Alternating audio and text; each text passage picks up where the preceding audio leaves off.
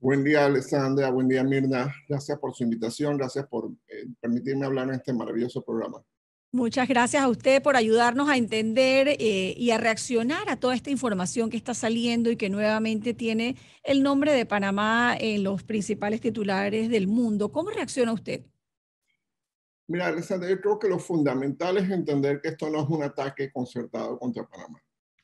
Este es un trabajo periodístico muy serio que busca exhibir cómo los súper ricos, los políticos y algunos intereses muy preocupantes para el mundo se aprovechan de una red, de un entramado de sociedades anónimas y de sistemas financieros favorables a la evasión fiscal, a la elusión fiscal y al blanqueo de capitales.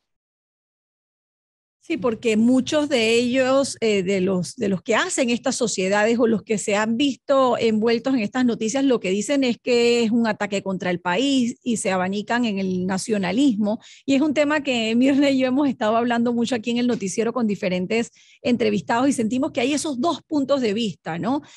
¿Usted siente que Panamá ha hecho algo desde los Panama Papers hasta ahora o es de los que coincide en que en la teoría se ha hecho, pero en la práctica no?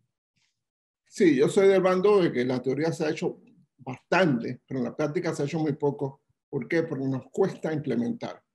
Cambió el gobierno y mucha gente que estaba preparada, que estaba capacitada del gobierno pasado, se fueron o los fueron y los nuevos pues les toma tiempo aprender y la institucionalidad no está acostumbrada a cooperar. Me refiero específicamente a la unidad de análisis financiero con la Dirección General de Ingresos, con la Intendencia de Sujetos No Financieros, con la Autoridad de Aduanas, etcétera. No están acostumbrados a cooperar. Es muy difícil cambiarle el chip a la cultura burocrática de cada una de esas organizaciones. Entonces, a menos que haya un cambio interno administrativo importante, esto va a seguir igual. Rodrigo, le saluda Mirna. Yo le quería preguntar, estas renuncias que se han anunciado ayer específicamente de Dani Kuzniecki, figura importante dentro de la Comisión Nacional contra el Blanqueo de Capitales, y de hace unos días de Dharma Romero, directora de Estrategia Financiera y Fiscal, ¿no son coincidencia? ¿Tienen algo que ver o tendrían algo que ver con el tema de los Pandora Papers? Bien, muchas gracias, Mirna, por la pregunta. Yo quiero aclarar lo siguiente. Pandora Papers es un trabajo periodístico de 2 años que empezó a divulgarse el domingo pasado, que ya las semanas anteriores ya había mucha gente que sabía que la cosa venía. Yo creo que estas personas están manifestando su enorme frustración con lo que mencioné al principio, que la burocracia no quiere cambiar.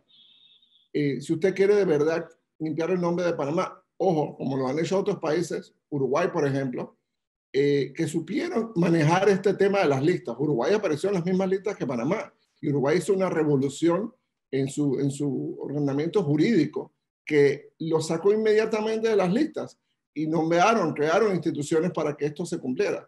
Entonces, ese es el mensaje. Don Dani Kuzniecki dijo unos meses atrás que solo Panamá saca a Panamá de las listas, y eso es totalmente cierto. Pareciera que el Estado panameño, no me refiero a este gobierno, sino a la clase política, a la clase empresarial, no le interesa sacar a Panamá de las listas. Es mucho más rentable el beneficio que muy pocos sacan de este negocio que el perjuicio que recibimos la gran mayoría de los panameños.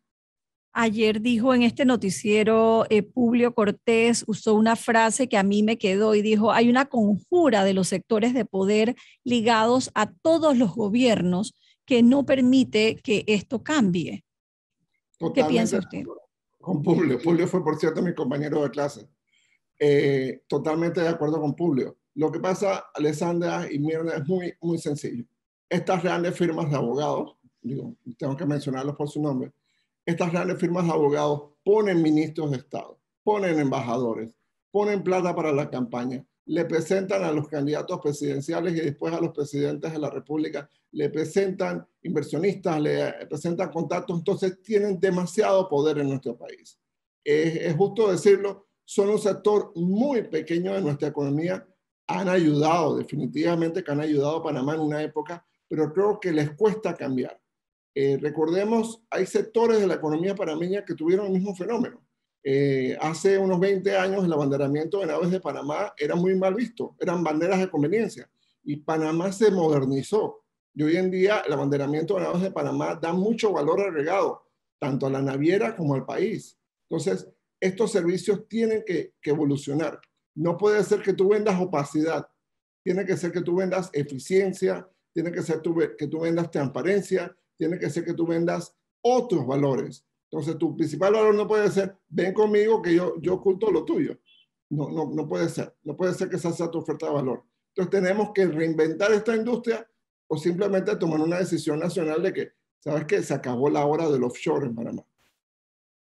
Ok, y en ese sentido le quiero preguntar, porque el artículo suyo que leía yo ayer, El búnker de Pandora y la cultura de la legalidad, usted menciona que estas firmas de abogados son muy poderosas, ponen ministros, ponen embajadores y que representan un sector muy pequeño de la economía, es cierto. ¿Quién construyó el búnker? ¿Quiénes habitan en el búnker y de qué se protegen? Bien, recordemos que cuando todo esto empezó por allá en Panamá, hace casi un siglo, esto era visto como, digamos, una forma ingenua, una forma de captar capitales y de atraer negocios para el país. Recordemos que Panamá estaba dominada militar y políticamente por Estados Unidos. Había muy poco que el país podía hacer por sí mismo. Y estos negocios, el abanderamiento de naves, los fideicomisos, las sociedades anónimas, empezaron a atraer capitales. Después de los años 70, que Torrijos y Nicky Barletta lanzan el Centro Financiero Internacional, esto se potenció. Aparecieron las cuentas cifradas, aparecieron los millones que entran por aquí, los aviones que traían plata, los Rodríguez Gacha, etcétera, etcétera, etcétera. Entonces, el sistema se corrompió. Algo que servía para agilizar la economía de mercado. Ojo, y hay personas que tienen razones legítimas para tener sociedades anónimas que protejan sus bienes. Pensemos en los empresarios venezolanos, en los empresarios nicaragüenses. Pensemos en los emprendedores en Colombia que tienen problemas de seguridad, problemas de protección de su familia. Entonces, eso tenemos que balancearlo, lamentablemente, contra detalles escabrosos como que Pinochet usó sociedades de por acá para lavar su dinero, que un presidente de Kenia, Dios mío, ojalá la gente supiera dónde está Kenia en el mapa, movió 100 millones de dólares por acá. O sea, y es dinero que no llega al país, es una ficción jurídica. Es un dinero que va a Suiza, pero para llegar a Suiza tecleas 4 veces, una a Panamá, otra a BVI, otra a Hong Kong y llegaste a Suiza. Entonces, el nombre del país, el daño reputacional que recibimos es sumamente costoso para el país. Y la verdadera historia de Panama Papers es que Panamá no era el protagonista de los papers, era Mossack Fonseca y la mayor parte de la acción ocurrió fuera. Esta gente en esta ocasión tuvieron el cuidado de tomar en cuenta eso. Son 14 firmas, solo una panameña, hay de Hong Kong, hay de Seychelles, hay de BVI, hay de otros países, otras regiones, y eso lo que quiere mostrar es cómo funciona un sistema. Yo creo, hoy en una nota que preparé para el diario La Prensa el día de hoy, cuento cómo en Europa se estima la evasión fiscal en 825 mil millones de dólares al año. Entonces, si recuperaran la mitad de ese dinero, eso significa que Europa no tiene que aumentar impuestos. Eso significa que muchas economías de Europa no estarían en déficit. Pero ¿por qué la gente no quiere pagar impuestos? Esa es la pregunta que tienen que hacerse mucho. Ustedes notaron que mucha de la gente que está en la lista son de que Ringo Starr, Elton John, Julio Iglesias, Shakira. Esa gente tiene un historial personal impecable. Entonces, ¿por qué no quieren pagar impuestos? Porque quizás en Europa la carga fiscal es demasiado alta y no están bien los resultados. En Panamá tenemos un problema similar. En Panamá más de la mitad de los impuestos sobre la renta y demás no se pagan. Pero pensemos un momento. ¿Qué pasa cuando el gobierno aumenta sus ingresos en Panamá? ¿Mejora la calidad de vida o empeoran las cosas? ¿Aumentan las botellas y todos los casos de corrupción, de megaproyectos que no se hacen o que tienen sobreprecios? Entonces, la pregunta al final es la legitimidad del gasto público, por un lado, y por otro lado, hombre, ¿qué queremos a Panamá tenerlo asociado? Quizás con Café Geisha, fantástico. Quizás con el canal de Panamá y una superlogística, fantástico. Quizás con un centro financiero internacional que se modernizó, que sí se reformó y que ve ahora sus esfuerzos. Todos estos bancos que sí cambiaron, ven ahora sus esfuerzos frustrados y truncados por un puñado de firmas de abogados que insisten en mantener un negocio. Doctor Noriega, yo le quiero preguntar, bueno, usted es abogado, pero ha trabajado mucho tiempo en medios de comunicación, en el diario La Prensa y ahora permanece como colaborador del diario La Prensa. ¿Por qué la prensa en esta investigación no participó activamente como lo hizo en los Panama Papers? Gracias por la pregunta, Alessandra. Mira, yo salí de la planilla de la prensa en agosto del año pasado. Así que Lamentablemente, lo sé. No te puedo decir las decisiones gerenciales o de la directiva o editoriales que se hayan tomado.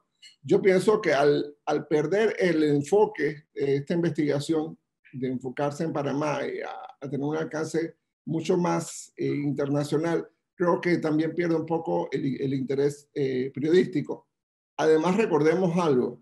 En el caso de Panama Papers había posibles conductas ilícitas.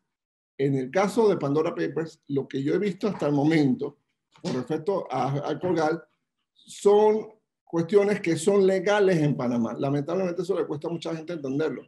Hasta el 2011,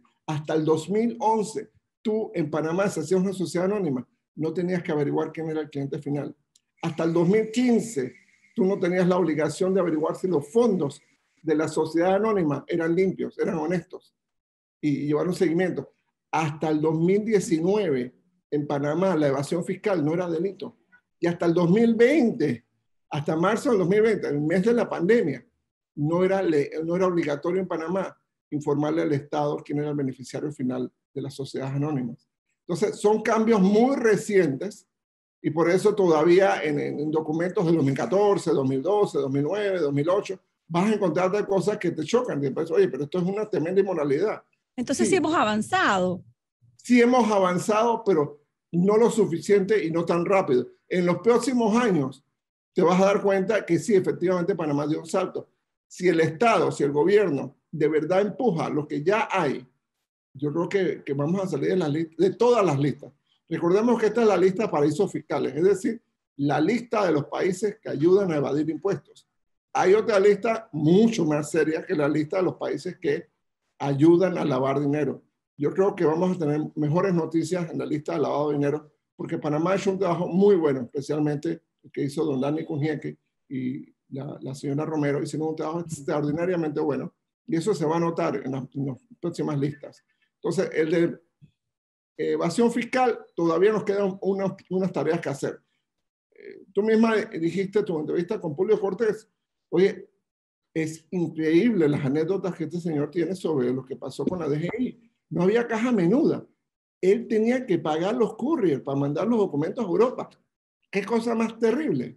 La entidad del Estado que más dinero maneja no tiene dinero para cumplir con esta función. Entonces, ese cambio burocrático, esa última milla de esta maratón, es lo que tenemos que correr ahora los panameños.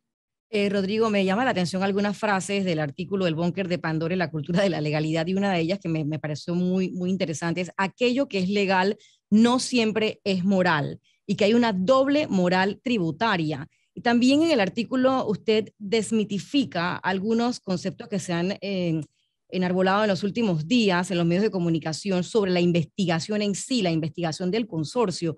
Uno de esos, usted dice que el consorcio no se la tiene velada a Panamá.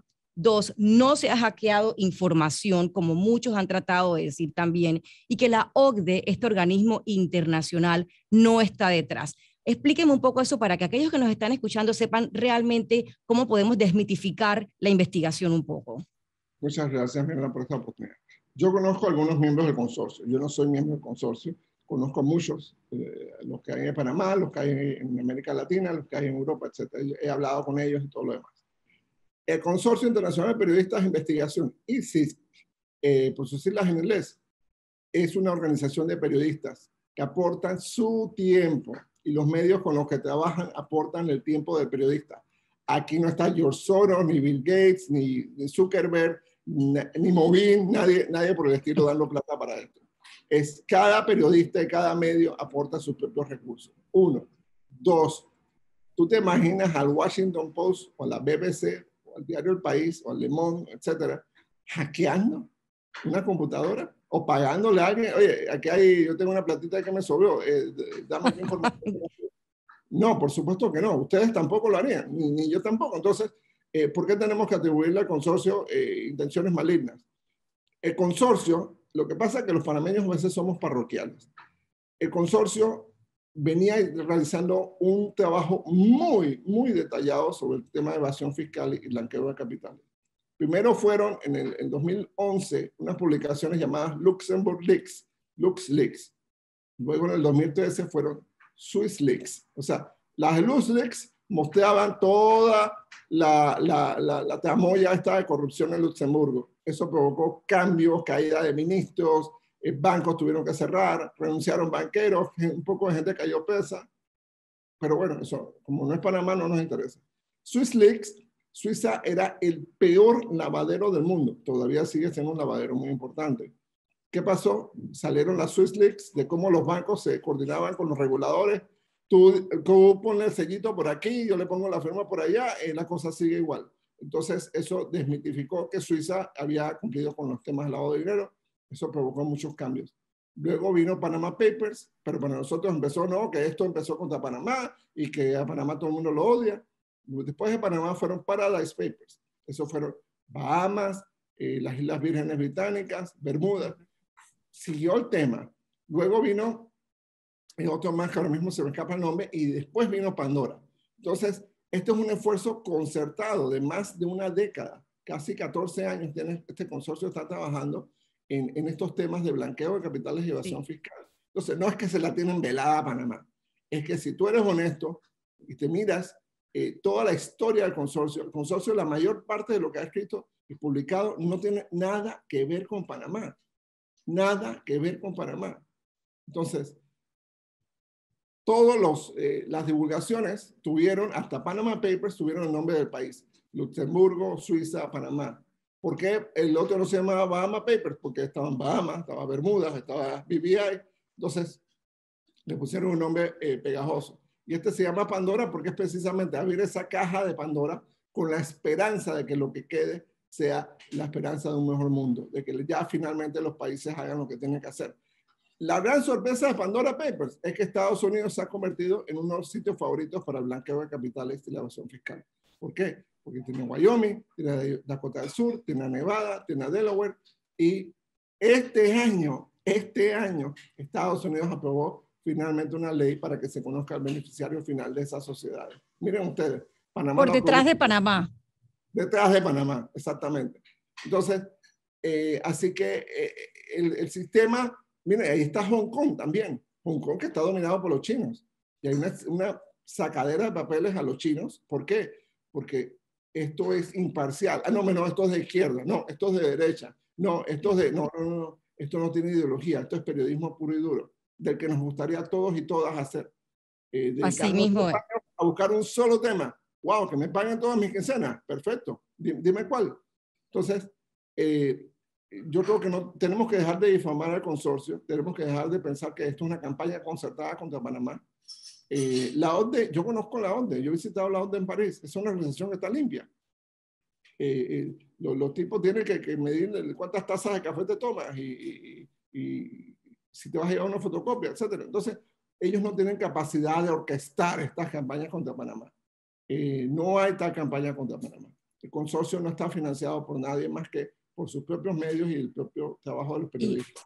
Y Rodrigo, eso me encanta que usted lo haya puesto muy claro, sobre todo desmitificar esos 4 puntos que usted también lo menciona en su artículo ayer, y me pareció interesante porque esa es la impresión que algunos quieren dar de la investigación, y enfoca y darle una vuelta al timón allí y decir, no, lo que pasa es que el hackeo, que la ilegalidad, de la forma como se obtuvo la información, y allí no está el problema. Es como cuando estamos con fiebre, ¿no? Y queremos tapar la fiebre con una manta. O sea, allí no está el problema. Y lo que me preocupa a mí de todo esto, Rodrigo, creo que con eso coincide Alexandra, es que pareciera que este tipo de investigaciones se van diluyendo al pasar de los días, y al final pues seguimos incumpliendo. Tenemos los mecanismos para enfrentar el problema, pero seguimos incumpliendo las normas, las reglas, las leyes, y vamos diluyendo el tema con el paso de los días y quedamos en nada nuevamente, y dentro de 4 años nuevamente otro escándalo similar, o quizás menos, en menos tiempo. Pero nada más para agregar algo ahí antes que Rodrigo responda, pero por lo que acaba de explicar,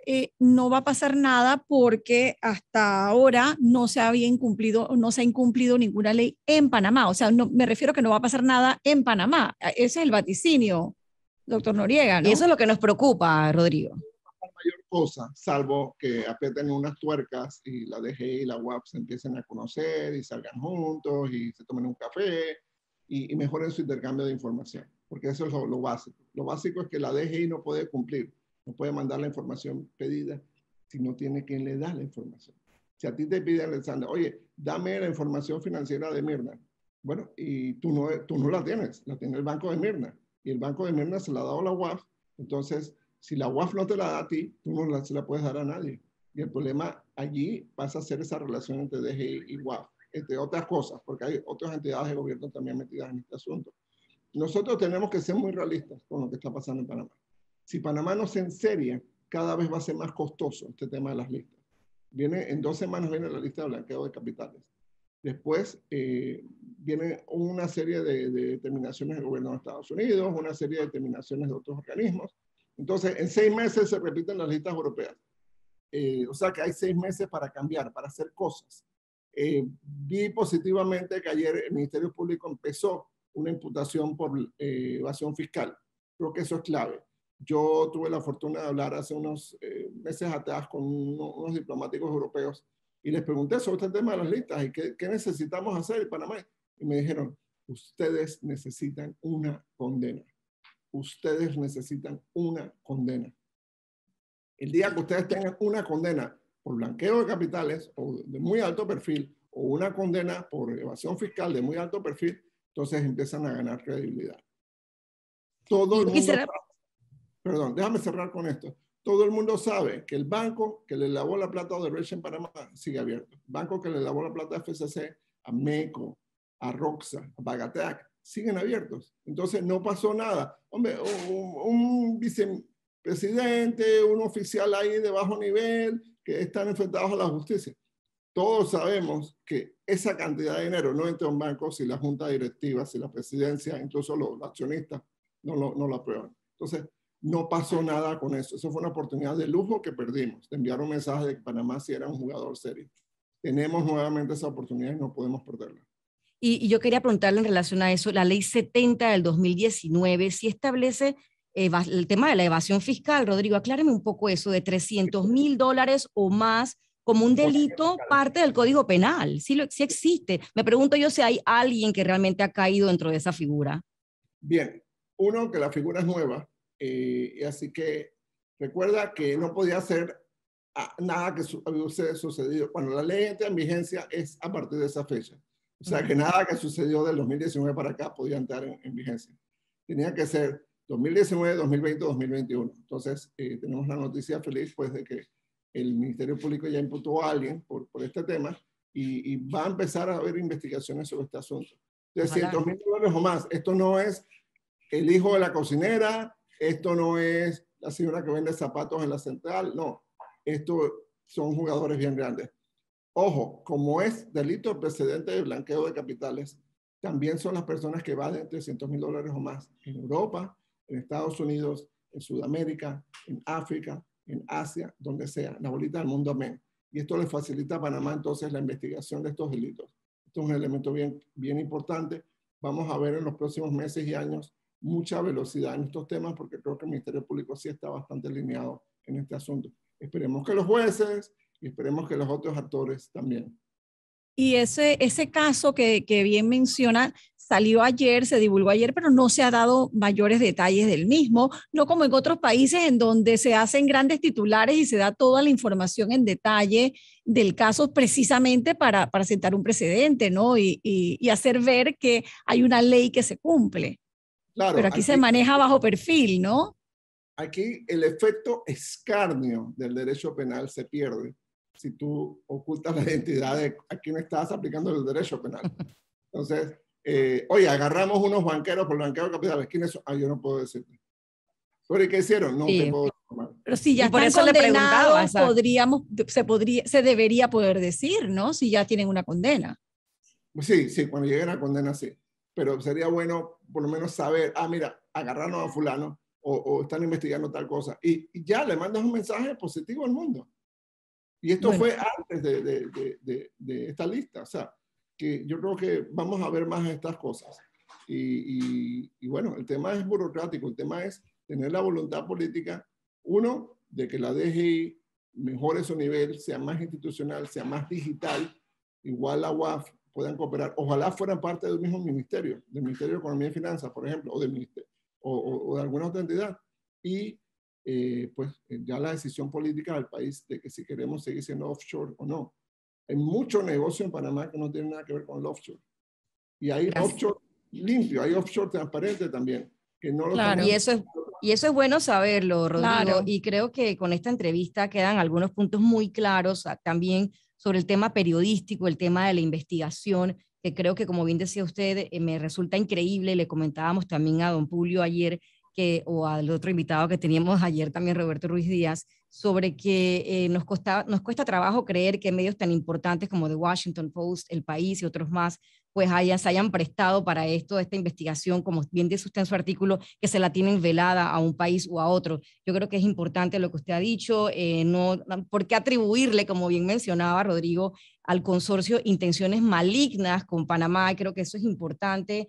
Y también, pues, decir esto del efecto escarnio también me pareció muy interesante, Rodrigo. Gracias, Rodrigo Noriega, por haber estado acá, Ale. Y creo que volveremos a hablar cuando sigan saliendo las listas que faltan en las próximas semanas. Claro que sí. Gracias por estar esta mañana con nosotros.